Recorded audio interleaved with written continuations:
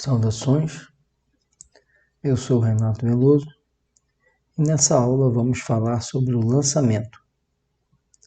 O artigo 139 do Código Tributário estabelece que o crédito tributário decorre da obrigação principal e tem a mesma natureza desta.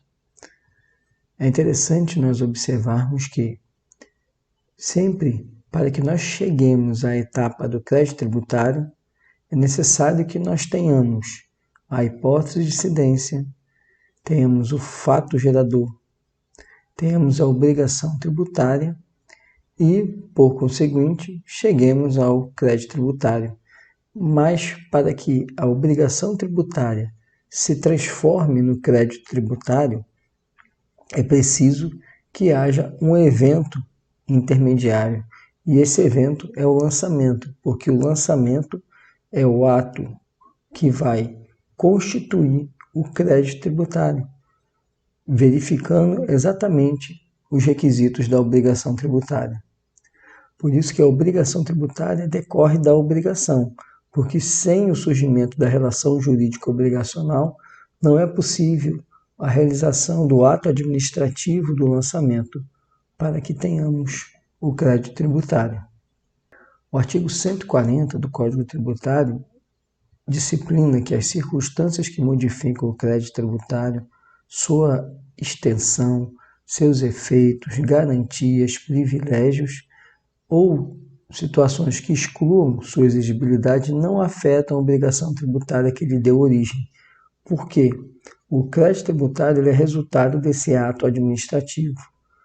Então, esse resultado, que é o crédito tributário, ele não modifica a obrigação tributária, porque ele é sempre dependente da obrigação tributária. Então, tudo que ocorrer com o crédito tributário, qualquer circunstância que venha a implicar sua alteração, qualquer modificação de seus efeitos, suas garantias, a exclusão do crédito tributário, isso não afeta a obrigação, porque a obrigação é uma relação jurídica base, e essa relação jurídica base não é afetada pelo resultado dessa relação jurídica. O crédito tributário, por ser um resultado da relação jurídica, como diz o 139, decorre da obrigação tributária, o crédito tributário, mas qualquer coisa que aconteça aqui embaixo, que altere, que modifique, não altera a obrigação tributária.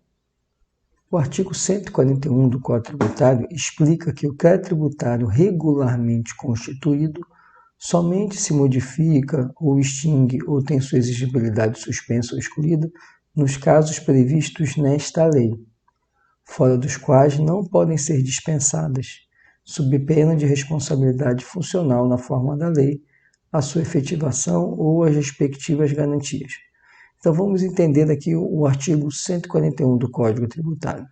Nós vimos agora que o que modifica aqui o crédito tributário não altera a obrigação tributária, porque o crédito ele é dependente dessa obrigação. Eu posso ter situações jurídicas que venham a modificar aqui o crédito tributário. E agora, o nosso código aqui, no artigo 141, traz um ponto importante. Ele explica o seguinte: olha, eu tenho uma obrigação tributária aqui. As causas que vão suspender, que vão extinguir, que vão excluir esse crédito tributário, elas obrigatoriamente têm que estar previstas no Código. Em vários momentos nós encontramos no Código dizendo assim, salvo disposição em contrário, salvo disposição em lei em contrário, significando que o Código Tributário é uma norma geral, mas as normas específicas podem dispor de modo diferente. Mas aqui no crédito tributário não. As hipóteses de suspensão, extinção, exclusão, de constituição do crédito tributário, de modificação do crédito tributário, só podem ser aquelas previstas no Código Tributário. E, portanto, lembram que o tributo é constituído mediante atividade administrativa plenamente vinculada? Por isso que ele fala, em nenhuma outra situação pode excluir um crédito tributário, pode suspender, pode extinguir, que não seja nas situações previstas no Código. sob pena de responsabilidade funcional em relação a essa situação que gerar a exclusão, a suspensão ou extinção do crédito tributário.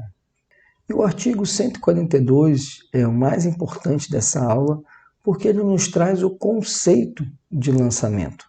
Vejamos aqui como o Código Tributário conceitua o lançamento.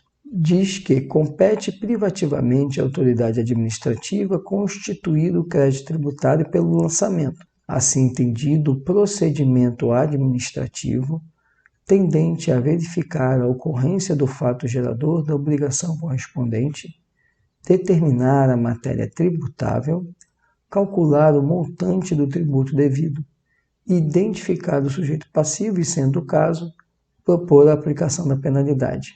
Veja que aqui, então, aquela atividade administrativa plenamente vinculada, que vai gerar a cobrança de um tributo, lá do artigo 3º, está agora aqui perfeitamente desenhada. O que é o lançamento e quais são as atividades que devem acontecer no lançamento. Primeiro ponto importante: compete privativamente à autoridade administrativa constituir o crédito tributário pelo lançamento, significando o seguinte: lançamento é atividade que não é qualquer atividade, qualquer autoridade administrativa que vai fazer. Vai ser a autoridade que designada por lei para desempenhar aquela função, e somente ela pode executar. Ela não pode ser executada por uma outra pessoa, sem ser aquela que a lei atribuiu a competência para tanto. Portanto, você não pode ter um servidor de uma outra carreira realizando o lançamento tributário, porque o lançamento tributário compete privativamente à autoridade administrativa designada para fazer esse lançamento. Então, você não pode ter um médico fazendo lançamento de tributo, ainda que ele esteja cedido à Secretaria de Fazenda, porque só quem pode fazer o lançamento é o servidor da carreira fazendária, porque é uma atribuição privativa. Primeiro, então, para fazer o lançamento, a autoridade administrativa ela é especificamente designada para fazer esse ato. Segundo, o lançamento é procedimento administrativo. Olha o que fala o artigo. Lançamento, assim entendido, procedimento administrativo. O que é procedimento? Um encadeamento de atos. Não é um ato de per si. O ato do lançamento, na sua essência, corresponde a um conjunto de atos. Então, por isso que o legislador atribui a natureza jurídica de procedimento administrativo. Olha como é um procedimento. Tanto é que ele fala aqui. Primeiro, verificar a ocorrência do fato gerador da obrigação correspondente. Por quê? Primeiro eu tenho que ter a hipótese de incidência, depois eu tenho que ter o fato gerador para chegar na obrigação. Se eu sou a autoridade que vou efetuar o lançamento, a primeira coisa que eu tenho que ver é se o fato gerador aconteceu. Então, primeiro eu verifico a ocorrência do fato gerador. Determinar a matéria tributável. O que significa isso? Se eu tenho o fato gerador, eu preciso ver quais são as normas jurídicas que envolvem a obrigação tributária. Eu tenho que ver se efetivamente o sujeito passivo é o ente federado para o qual o lançamento está sendo realizado. Eu tenho que verificar quem é o sujeito ativo, o sujeito passivo. Tenho que verificar se o sujeito passivo é contribuinte, se é responsável. Tenho que verificar a prestação. A prestação aqui é o quê? Eu estou tratando de uma obrigação de fazer, ou estou tratando de fazer ou não fazer, que seria uma obrigação acessória, ou é uma obrigação principal? Se for uma obrigação principal, então a gente vai seguir. Calcular o montante do tributo devido. Peraí, eu tenho que saber, para eu poder calcular, eu tenho que identificar qual é a base de cálculo. Qual que é a base de cálculo aqui? Qual que é o valor econômico sobre o qual vai incidir a tributação, vai incidir a alíquota? Qual que é a alíquota que eu vou aplicar? Se eu tenho a base de cálculo e a alíquota, eu tenho que fazer uma operação aritmética para poder chegar ao valor do tributo. Então, calcular o montante do tributo devido, identificar o sujeito passivo, acabei de falar lá na matéria tributável, eu vou ver toda a parte legal aplicável àquele tributo que eu vou apurar. E sendo o caso, ou seja, se houver um descumprimento de obrigação acessória, propor a aplicação da penalidade cabível. Percebam que são vários atos encadeados, formando um único procedimento. Então, por isso que lançamento é procedimento administrativo. E segue de novo aqui o código, reforçando. A atividade de lançamento é vinculada e obrigatória. Olha o que está lá no artigo 3º, aqui repetido no parágrafo único, sob pena de responsabilidade funcional. Mais uma vez aqui o código dizendo que o não lançamento, não cumprimento da legislação tributária implica responsabilidade funcional do servidor que praticou ou deixou de praticar ou não praticou conforme a lei aquele ato. Desse conceito de lançamento, nós podemos extrair algumas questões que são relevantes. A primeira questão delas é qual a natureza jurídica do lançamento? Ela é declaratória ou ela é constitutiva? E fica claro, então, que ele tem uma natureza jurídica mista. Por que mista? Porque ele constitui o crédito tributário e declara a obrigação, porque ele não tem que primeiro verificar o fato gerador. Quando ele verifica o fato gerador, ele declara que existe uma obrigação tributária. A partir do momento que ele declara que existe uma obrigação tributária, ele segue todas aquelas etapas da identificação da matéria tributável, identificação do valor do tributo, identificação do sujeito passivo. E essas etapas têm a finalidade de constituir o crédito tributário. Tanto que o próprio artigo 142 fala: o lançamento constitui o crédito tributário. Então, a natureza jurídica do lançamento ele é misto, porque ele declara a obrigação tributária, ela já aconteceu, então ele só reconhece que aconteceu a obrigação tributária, e constitui, ou seja, esse ato que faz inserir no mundo jurídico o crédito tributário. Então, ele tem uma natureza mista, porque é declaratório e é constitutivo. Declara a obrigação tributária e constitui o crédito tributário. E o lançamento, então, ele é um ato administrativo ou um procedimento? Ficou claro para vocês que é um procedimento administrativo, porque eu estou mostrando que o lançamento ele é um encadeamento de atos. Então, o encadeamento de atos ele é um procedimento e não um ato de per si. Ele depende da realização de vários atos para que se chegue ao ato final, que é o lançamento. Então, ele é um procedimento. O artigo 144, no caput, ele traz uma importante regra do lançamento. Ela diz que o lançamento reporta-se a data da ocorrência do fato gerador da obrigação e rege-se pela lei então vigente, ainda que posteriormente modificada ou revogada. O que isso que significa o artigo 144? Que nós, quando formos fazer o lançamento, quando a autoridade vai fazer o procedimento do lançamento, ele não pode fazer utilizando a legislação do momento do lançamento. O que interessa não é a lei do momento do lançamento. O que interessa é a lei vigente na data do fato gerador. Lembra que ele tem que identificar a matéria tributável? Esse é um dos elementos da matéria tributável. Ele identifica o fato gerador, vê a data em que aconteceu o fato gerador e verifica qual era a lei que regulava esse fato gerador e a obrigação tributária no momento do fato gerador. E ele vai fazer o lançamento com base naquela lei da data do fato gerador, ainda que essa lei posteriormente seja alterada ou modificada, porque é o fato gerador que dá nascedor à obrigação tributária. O procedimento administrativo de lançamento, ele apenas vai materializar, vai estruturar o crédito tributário, mas ele tem que ter a perspectiva daquilo que aconteceu, ou melhor, das normas que regulavam o fato gerador, quando o fato gerador aconteceu. O parágrafo 1º e 2º trazem já uma exceção a essa regra. Então, a regra, que eu diria que é quase absoluta, é que o fato gerador, a lei vigente no fato gerador, é que vai reger a obrigação e, portanto, a constituição do crédito tributário. Então, para se fazer o lançamento, eu tenho que olhar a lei do momento do fato gerador. Mas o parágrafo 1º vem nos trazendo já uma exceção. Então, ele diz: aplica-se ao lançamento a legislação que, posteriormente à ocorrência do fato gerador da obrigação, tem instituído novos critérios de apuração ou processos de fiscalização, ampliado poderes de investigação das autoridades ou otorgado ao crédito maiores garantias ou privilégios, exceto quanto às garantias e privilégios, por efeito de atribuir responsabilidade a terceiros.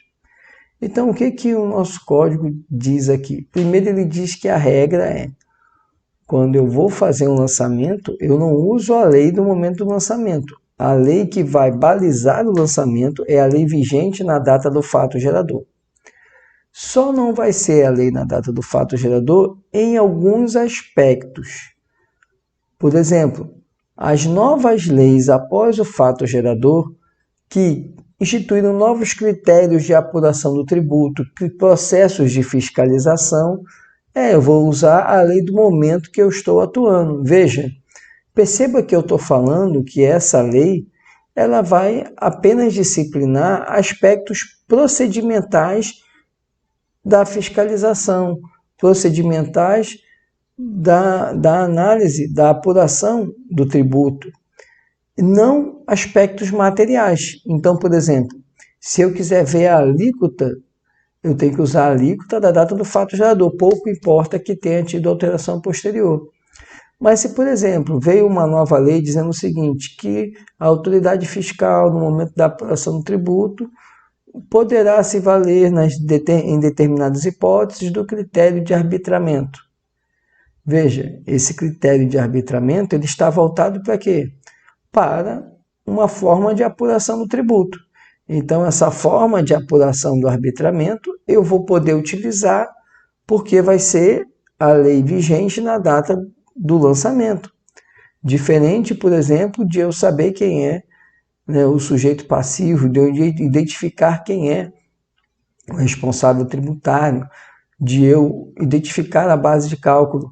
Esses critérios materiais não se confundem com os critérios procedimentais.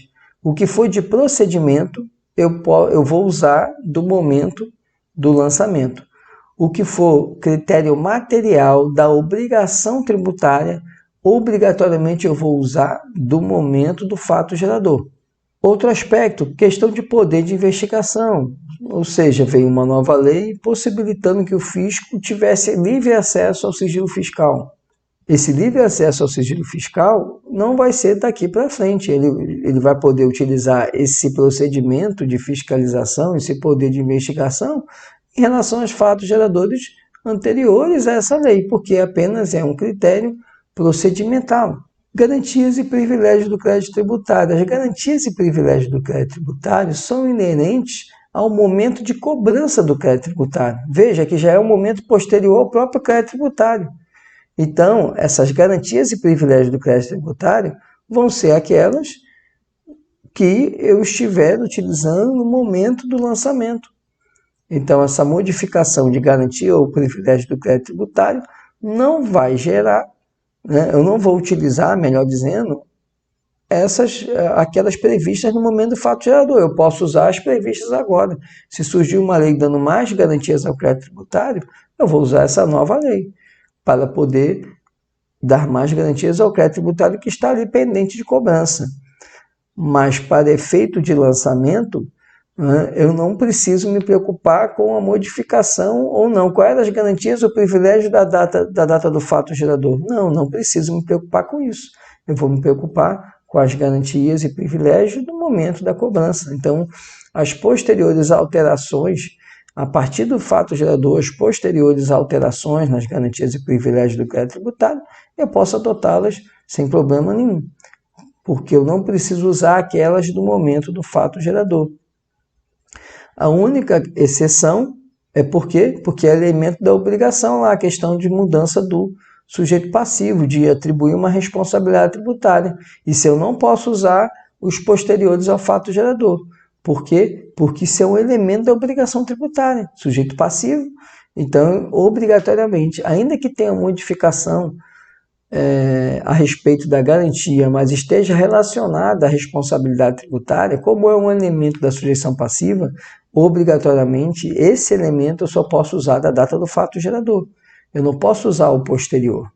E o parágrafo 2º, ele diz que não se aplica aos impostos lançados por períodos certos de tempo, desde que a respectiva lei fixe expressamente a data em que o fato gerador se considera ocorrido. O que ele quer dizer aqui? Se eu não tenho uma data fixada num tributo que é lançado por período certo de tempo, eu não posso aplicar essas regras do lançamento. É porque na nossa legislação todos os tributos têm data certa, tem período de tempo. Até mesmo o IPVA, que é lançado por período de tempo, ele tem uma data certa. O IPVA é lançado anualmente, mas no caso do IPVA, ele é lançado anualmente, mas todo o fato gerador é dia 1º de janeiro. Então vai cair no caput. Eu vou poder usar, eu devo usar a lei vigente na data do fato gerador para atribuir as características daquele crédito tributário e identificar a obrigação tributária. Então, por isso que, apesar de haver essa informação que nos tributos lançados por período certo de tempo não se aplica o que está no artigo 144, na prática, todos os tributos, eles têm, ainda que lançados em período certo de tempo, e quais são esses? Os impostos sobre a propriedade, IPVA, ITR, IPTU, eles são lançados anualmente. E sempre o fato gerador, essas legislações estipulam que o fato gerador é o dia 1º de janeiro.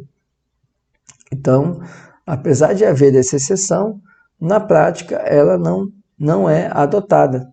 Mesmo nos tributos lançados por período certo de tempo, a lei ela fixa expressamente a data.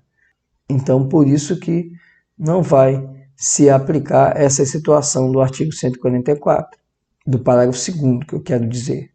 Outro aspecto importante é que o artigo 143 nos impõe que, salvo disposição de lei em contrário, o valor tributário, se ele estiver expresso em moeda estrangeira, o lançamento ele tem que converter essa moeda estrangeira em moeda nacional. E o câmbio a ser utilizado é o câmbio da data do fato gerador. Então, veja, mais uma vez, no momento do lançamento, a autoridade não vai usar o câmbio do momento do lançamento, vai usar o câmbio do momento do fato gerador. E o artigo 145 limita as alterações do lançamento. O lançamento, a partir do momento que ele foi notificado ao contribuinte, ele não pode ser modificado ao alvedrio da autoridade administrativa. Então, em que casos que pode ser modificado o lançamento? Primeiro, quando houver impugnação do sujeito passivo. O que é impugnação? É um meio de defesa. Quando o sujeito passivo recebe a notificação, não concorda com o lançamento, recorre do lançamento, então esse recurso que ele faz é justamente a impugnação. Ele vai e apresenta uma, entre aspas, seria grosseiramente falando, fazendo um paralelo com o processo civil, apresenta uma contestação administrativa. O nome dessa defesa se chama impugnação. Outra hipótese é o recurso de ofício. O recurso de ofício que vai levar à modificação do lançamento depende, ele só vai acontecer se houver uma impugnação. O recurso de ofício é uma etapa do processo administrativo. Quando a impugnação é acolhida, a autoridade que acolhe a impugnação, ela obrigatoriamente deve submeter à instância administrativa superior, é o que se chama recurso de ofício, o que no processo civil chamamos de reexame necessário. Então, esse reexame necessário, esse recurso de ofício, pode sim também gerar a modificação do lançamento. E a terceira hipótese é quando há iniciativa de ofício da autoridade nas hipóteses do artigo 149. O artigo 149 é o que trata do lançamento de ofício. Basicamente, o lançamento de ofício ele vai acontecer naquelas situações em que há uma irregularidade. Constatada essa irregularidade, a autoridade administrativa pode fazer o lançamento modificando o anterior, porque identificou uma irregularidade, identificou uma fraude naquele lançamento anteriormente realizado. Importante agora nós compreendermos a diferença entre erro de direito e erro de fato. O artigo 146, ele explica que a modificação introduzida de ofício ou em razão de decisão administrativa nos critérios adotados pela autoridade no lançamento somente pode ser efetivada em relação ao mesmo sujeito passivo quanto a fato gerador ocorrido posteriormente. O que ele quer dizer aqui?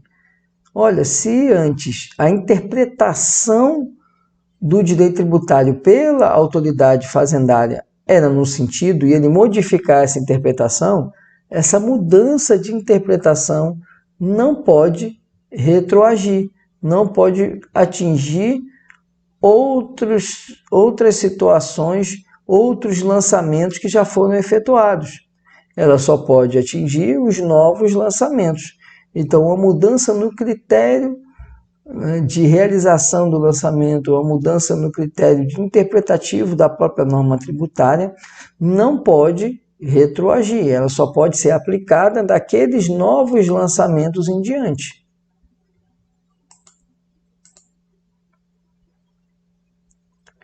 Então, por isso que a interpretação desse artigo 146 nos traz que essa mudança de critério jurídico, ou seja, a mudança na forma de interpretação da lei tributária pela administração tributária, ela só pode ter efeito ex nunc, ou seja, daquele momento que se modifica aquela interpretação para a frente. Só são aplicáveis, portanto, aos novos lançamentos, aos lançamentos que forem feitos a partir daquela data. Outro aspecto, então, que fica claro nesse dispositivo que acabamos de ver é a diferença do erro de fato para o erro de direito. O que é o erro de fato? É quando realiza-se um equívoco no momento do lançamento de uma situação objetiva, uma situação que não depende de interpretação.